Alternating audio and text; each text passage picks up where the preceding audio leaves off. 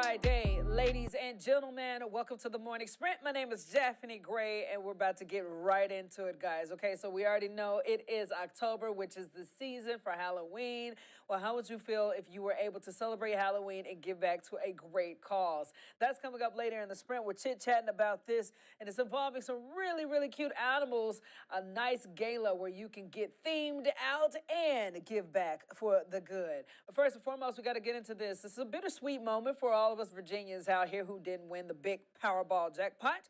Unfortunately, that winner went to California. So yeah, we got somebody who woke up about near a billionaire, $2 billionaire almost. But either way, we did get some benefits here in our state. Okay, so no one in our area again won the big lottery, but a spokesperson says that the Commonwealth is still benefited. Schools receive funding from ticket sales. This Powerball jackpot run that began in July generated more than $30 million for K through 12 education in Virginia. In this past fiscal year, the lottery raised more than $867 million for school-age kids. Roanoke City Schools received around $19 million of that. So lottery funds make up approximately 10% of the state's school budget. Well, of course, playing the lottery is a choice, but every Virginian benefits by the Virginia lottery, whether or not they buy a ticket, whether or not they choose to play Virginia lottery games. Again, the winning ticket, which was almost $2 billion, was bought in California. Marshall made a really good point this morning. I hadn't even realized that, but I was just like, I'm convinced that if I want to win anything, I'm just going to travel to California real quick, get the ticket, and come back. But he was just like, the population there obviously is so big that your chances of that, I guess that round going through over and over and landing on you is much more, what you call that? Liable, I guess, or likely. There you go. Either way, if you guys want some smaller prizes, check your tickets because the numbers are still out there. But good luck to anybody else who tries to dip into that pot again. But it's always good to know that even if we are all losers, we're winners in a big way, especially when it comes down to the education of our kids. Okay, so police hope that a new program in Lynchburg will help curb crime. It's called the Hill City Connect, and it's kind of cool, okay? So it's a camera registration and sharing platform using the program FUSAS. The hope is that it will enhance the streamline investigations, giving law enforcement a chance to partner with businesses and homeowners with public-facing cameras. The program was purchased through a state-funded grant earlier this year, and when people register their security cameras, police will be able to have a map of areas with security cameras throughout the city. You can then find out who the owner of that camera is quicker, and to be able to call them to be able to get permission to access that camera to actually investigate the crime. So Lynchburg police say that this will be the foundation of Real-Time Crime Center and their new police headquarters. This is going to be coming in so much handy because you'd be amazed at how much crime takes place on the streets that police need to figure out and get identified, but yet they can't really have access to the neighbors' cameras. Well, this particular deal is going to help them get right in on their investigations and hopefully get a lot of criminals off the street and solve cases a lot faster than what they've been able to do in the past. A historic home that has sat empty for years is getting an upgrade thanks to a local nonprofit. It's pretty cool right here. Today, Restoration Housing celebrated the start of its newest project in Southeast Roanoke. This 120-year-old home in the Belmont neighborhood will be renovated. It will become a high-quality and affordable rental property for a low-income family. The hope is that improving blighted homes can not only improve the neighborhood and prevent crime, but also address a huge need for affordable housing. Construction should be finished in May. Super cool deal right there. It's always cool that we can go back and renovate different places. That's one thing that I learned when I moved to Roanoke. There's a lot of old homes that probably needs a lot of work. So to have this nonprofit step in and try to beautify the neighborhood in a way, I think that's always a cool deal. You can see this full story on our website at WSLS.com. Rain or shine, if you're down for a go out festival or in some type of go out mood this weekend, though the weather might not be the best for it, there's still a cool festival happening in your neighborhood, okay? 13th Annual Anthem Go Outside Festival kicks off today at Elmwood Park. The 3-day event will have hundreds of hands-on activities and demonstrations like biking, kayaking, bouldering, and stand-up paddle boarding. Fan favorites returning this year includes BMX stunts, a lumberjack, and a high line show. This year, organizers are expecting 40,000 people to attend, and they say that the goal of the event is to promote the Roanoke Valley as an outdoor destination. I think they can make it happen because, again, if you have seen how beautiful our area is, everywhere you turn, you can go outside and enjoy some type of activity. So, yeah, just watch out for that weather. Meteorologist Marshall Downing is here to give you kind of the rundown of what you should expect today through Sunday. Hello, everyone. Today we are going to have a lot of similar conditions to Thursday. Lots of sunshine, temperatures in the mid to upper 70s. After that, Saturday is when our cold front comes through. That's going to start the rainy stretch. And then Sunday, a couple showers left over. Sunday's really when the cooler air and the breeze work in. We'll start to see gusts up towards 20, even 30 miles per hour. And then high temperatures are limited to the 50s on Monday. Slow but steady warm up after that. Just don't expect too many 70s anytime soon. All right, Marshall, thank you. Again, keep that weather app handy. If you want to do stuff outside, maybe you can get like a heads up on whether to do it before or after the little rain and cold and nastiness comes through and hits you.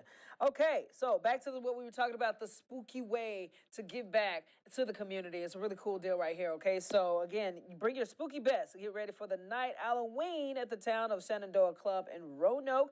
Annual gala charity event for the Southwest Virginia Wildlife Center is just a little over a week away. It's the largest fundraiser of the year for the center, and all money raised goes to support their mission of rescuing and rehabilitating local wildlife. This is the first time it's been a Halloween-themed event, which should be very fun and entertaining to see. There will be live music from Kings, good food, and even guest appearances from their wildlife ambassador, like their red-tailed hawk, Tuskegee.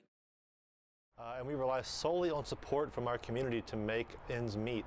As you all may know, when you go to the vet with your dog or cat, those vet bills can be quite high sometimes. Well, we do a lot of that same work at our hospital with wildlife, and some of it is actually highly specialized. And as you can imagine, it gets quite expensive, and we can't make these miracles happen without the support from the public. There will also be a silent and live auction, and they've got some pretty cool things for you to bid on, including a skybox at Washington Commanders game, a 3-night stay at the Greenbrier Jewelry, and so much more. And, of course, we got that link to purchase your tickets at WSLS.com. It's going to be a really cool deal right there. Get involved, again, and give back to the community in some form or fashion. It's a big deal. Spooky season is here, and I'm pretty sure you guys have seen a lot of those little bitty spirit Halloween stores that popped up. I always thought it was, I think I look at it as the Dollar General for October, because you know every time you turn around there's some type of Dollar General and it popped up somewhere. I know growing up in Arkansas that's how it always was, but it's so funny to me because around the fall season you start seeing those spirit Halloween stores just pop up in these random locations. Well, there's a method to the madness, and we're learning about that today, okay? So obviously pop-up shops like Spirit Halloweens are haunting more retail spaces than ever, seemingly appear overnight, and are generally open only 8 to 10 weeks out of the year. Virginia tech economic experts say the business model benefits both sides. So for the landlords, some revenue is better than having the lot sit empty. And as for these temporary holiday giants, they can open when it benefits them the most.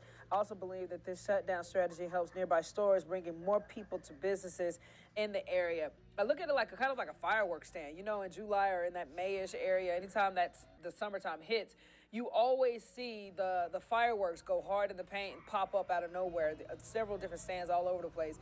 Here, it makes sense because I know one of the experts was saying that if you try to stay in a rented space for so long, you gotta stay to, you know, pay to get the lights and stuff stay on, and all these extra bills that you can just avoid rather than just rent them out temporarily, put in all your cool stuff, and then there you have it.